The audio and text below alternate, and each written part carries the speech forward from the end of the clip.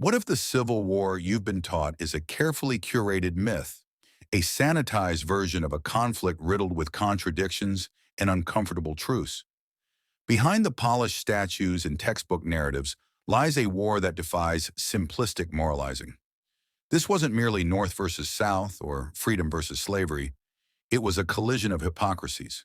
Both sides perpetuated systemic racism, emancipation came with glaring loopholes, and soldiers perished for economies they had no control over.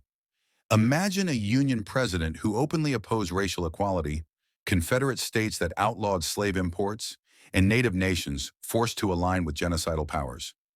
Picture a draft system that favored the North, yet a war so brutal its death toll eclipsed every other U.S. conflict combined. Yet its darkest truths remain buried. Let's peel back the layers. Why did Lincoln wait 3 years to issue the Emancipation Proclamation, allowing loyal states to keep slavery intact? How did Northern factories thrive on Southern cotton, even as they fought to dismantle the Confederacy? Why did Native Americans, already victims of displacement, choose sides in a war between two oppressive powers? And what twisted irony turned Union troops into instruments of frontier genocide? This isn't the Civil War your history teacher taught you. Prepare to delve into forbidden documents, blood-soaked battlefields, and political betrayals that shaped America's soul. By the end, you'll question everything you thought you knew and wonder why these stories were silenced. Strap in for a journey that rewrites the narrative. And if you're ready to uncover the truths history tried to bury, don't forget to like and subscribe to support our community of truth seekers. This is the Civil War as you've never seen it. Raw, unvarnished, and brutally honest. If the Civil War was genuinely centered on the preservation and expansion of slavery, one must question why it took 3 years for the Emancipation Proclamation to be issued.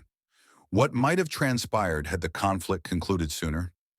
The Emancipation Proclamation specifically liberated enslaved individuals in the rebellious states, permitting Union-aligned states such as Kentucky, Delaware, and West Virginia to maintain slavery while still contributing troops to combat the Confederacy.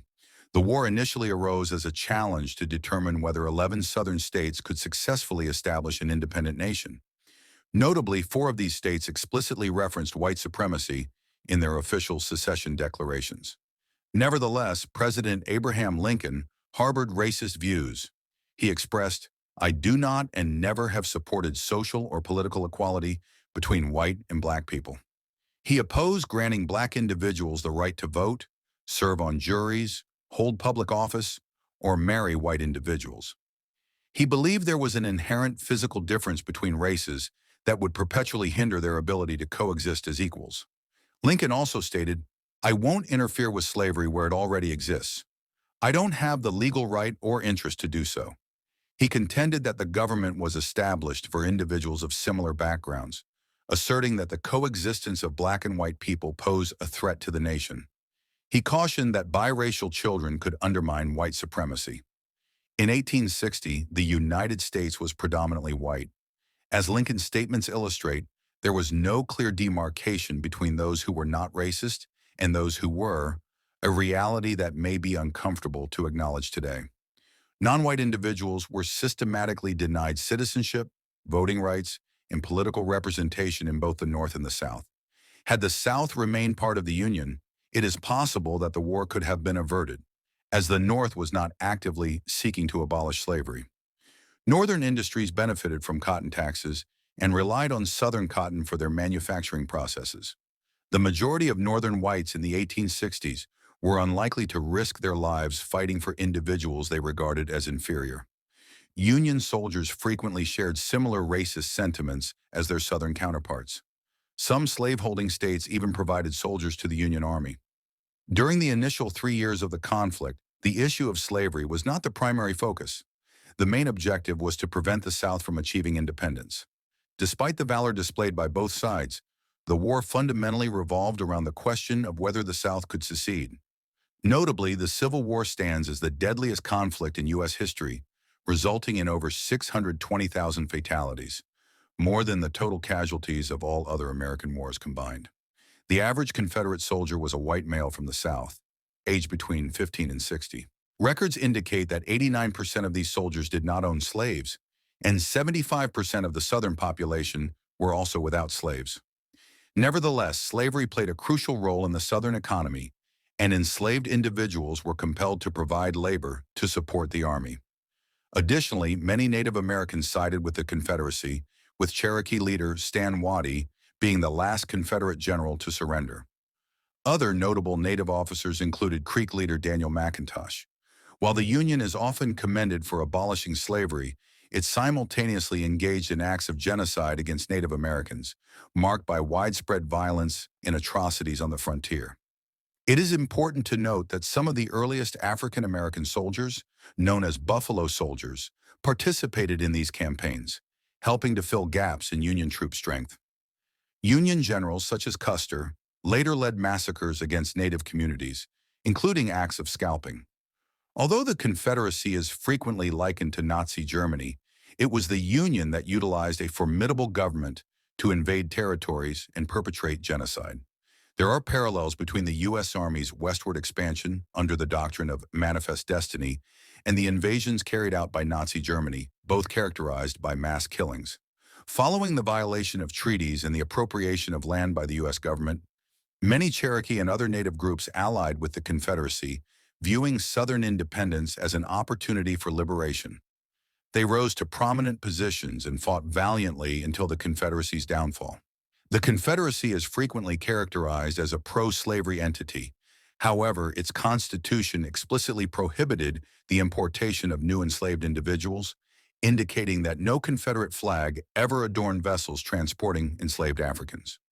Furthermore, it allowed for the admission of new states or territories into the Confederacy as free regions that entirely prohibited slavery, suggesting that their position was more complex than commonly perceived. Although Abraham Lincoln was not listed on ballots in the South, he still ascended to the presidency, causing concern among Southerners who believed their rights and political influence were diminishing. The North's greater population and influx of immigrants exacerbated cultural rifts. In contrast, the South depended on agriculture and familial connections to the land, lacking the industrial infrastructure and urban density of the North. Escalating debates surrounding slavery, taxation, and states' rights prompted many Southerners to contemplate secession from the Union. The majority of Southerners were descendants of early British settlers. While often branded as racist traitors, Confederates viewed themselves as champions of America's struggle for liberty. For instance, the grandson of Patrick Henry, who famously declared, "Give me liberty or give me death," became a Confederate officer. Robert Tyler Jones, the grandson of a U.S. president, carried the Confederate flag at Gettysburg amidst intense combat. Confederate General Lewis Armistead, whose uncle defended the flag that inspired the national anthem, faced off against his close friend, Union General Winfield Hancock at Gettysburg. Robert E. Lee, whose father fought alongside George Washington, commanded the Confederate forces. Historical precedents, such as Vermont and Texas's departures and subsequent returns to the Union, lent a sense of legality to secession. Following Lincoln's election, South Carolina voted to secede, soon followed by Mississippi, Florida, Alabama, Georgia, Louisiana, and Texas. Most federal forts were surrendered without conflict, with the exception of Fort Sumter in Charleston. Confederates demanded the fort's surrender, but Lincoln dispatched supply ships. Southern forces bombarded the fort, prompting Lincoln to call for 75,000 volunteers to invade the South. Lincoln suspended the writ of habeas corpus, undermined the right to a fair trial, imprisoned Maryland's leaders to prevent secession, and imposed a blockade on Southern ports. Subsequently, Virginia, Arkansas, North Carolina, and Tennessee joined the Confederacy, determined to prevent Union troops from attacking their Southern counterparts. Confederate President Jefferson Davis asserted that all they sought was to be left alone. The conflict originated as a struggle for self-determination.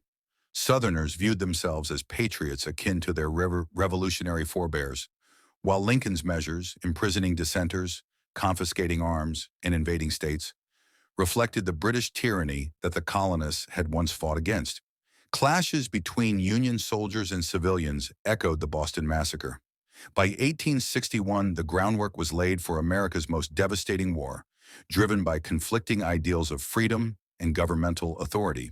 The Confederate Army was established from the ground up, reminiscent of the American forces during the Revolutionary War. Young volunteers eagerly enlisted, motivated by a sense of pride and the belief that they were contributing to the formation of a more equitable nation. They contended that governments derive their power from the consent of the governed, a principle rooted in the Revolutionary era. In the initial months of the war, approximately 200,000 soldiers enlisted. Regiments were formed locally, often led by affluent or educated officers. Initially, soldiers even had the opportunity to vote for their own sergeants and lieutenants.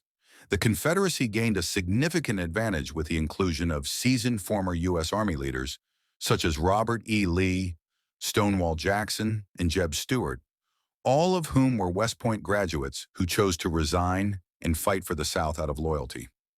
Union generals frequently squandered lives through poorly conceived assaults, while Confederate forces adopted a more strategic approach to defense. At the Battle of Fredericksburg in 1862, Union forces incurred 13,353 casualties, in contrast to the Confederates' 4,576. The First Battle of Bull Run in 1861 resulted in 2,950 Union losses compared to 1,750 for the Confederates.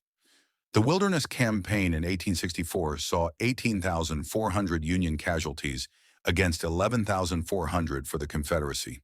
In 1864, the Battle of Spotsylvania Courthouse witnessed a confrontation of 18,000 Union soldiers against 12,000 Confederates, while Cold Harbor resulted in 13,000 Union casualties compared to just 2,500 for the Confederates.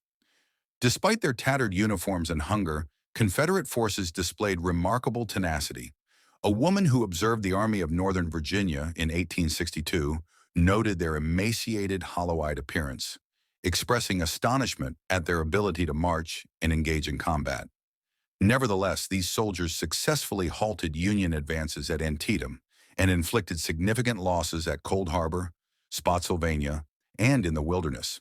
Their determination stood in stark contrast to their weary looks. The Union's expensive strategies, exemplified by General Burnside's ill-fated assault at Fredericksburg, where troops were decimated while attacking Confederates entrenched behind a stone wall, underscored the defensive prowess of the Confederates. Meanwhile, leaders such as Lee and Jackson adeptly utilized the terrain and their speed to outmaneuver larger Union forces. Despite being outnumbered and lacking resources, the Confederacy managed to endure for 4 years, driven by soldiers who viewed themselves as defenders of their homes and rights, akin to their forebears in 1776. In response to a manpower shortage, the Confederacy implemented a draft in 1862, which proved more effective than the Northern system. All white men aged 18 to 35 were required to serve, and the hiring of substitutes was prohibited. Many older and younger individuals still chose to volunteer, with the majority of Confederate soldiers being farmers. Unlike their Union counterparts, few were immigrants. Southern troops exhibited a fervor that surpassed the more pragmatic Northerners, and their renowned rebel yell instilled fear even in seasoned Union soldiers. Confederates felt a profound sense of commitment, believing they were safeguarding their homes, families, and way of life. General Lee encapsulated this sentiment in 1864, stating that victory would mean everything, while defeat would result in total loss. As the prospect of defeat loomed, religious revivals spread through Confederate camps, with soldiers engaging in prayer and hymn singing. However, they struggled to compete with Union resources, as for every Northerner lost, another arrived equipped and ready for battle. Union forces set fire to Southern cities such as Atlanta and Richmond, prompting desperate Confederates to intensify their resistance, which resulted in significant losses for the Union. At the conclusion of the war, Union leaders acknowledged the valor displayed by Confederate soldiers. For instance, the 45th North Carolina Regiment began with 2,597 troops, but was reduced to merely 88 soldiers and 7 officers by the end. Such devastating casualties were typical after 4 years of relentless combat. Jefferson Davis declared, "This war will not conclude until our generation has passed or until you acknowledge our right to self-govern." He emphasized that their struggle was for independence, not for the institution of slavery. The choice was between independence or annihilation. The narrative of history remains open to interpretation and discussion. What led to the deaths of 620,000 individuals for an economy that most did not possess? Why did both factions perpetuate racism while asserting moral superiority? Share your thoughts below. Was Lincoln's hesitation a sign of cowardice or a calculated strategy? Should the atrocities committed by the Union against Native Americans tarnish its heroic image?